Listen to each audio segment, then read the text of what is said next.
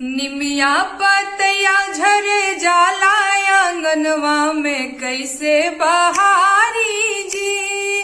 निमिया पतया झरे जाला आंगनवा में कैसे बहारी जी। ओही अंगनवा ससुर जी के डेरा, ओही अंगनवा ससुर जी के डेरा। घुंघटा घुंघटा काढ़त दिन जाला आंगनवा में कैसे बहारी जी। निमिया पतया झर जाला आंगनवा में कैसे बहारी जी।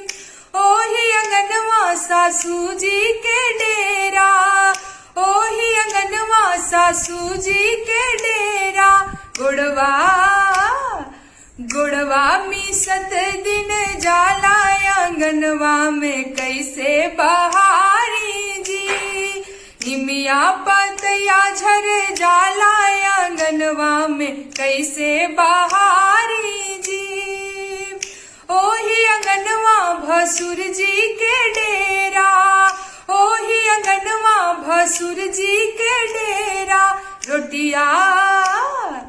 रोटिया बेलत दिन जाला आंगनवा में कैसे बहारी जी।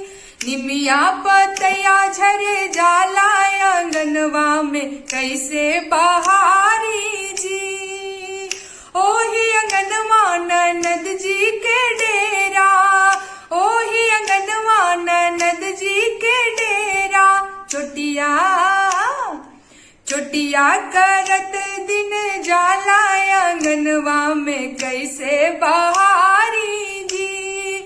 निमिया पतया झरे जाला आंगनवा में कैसे बहारी।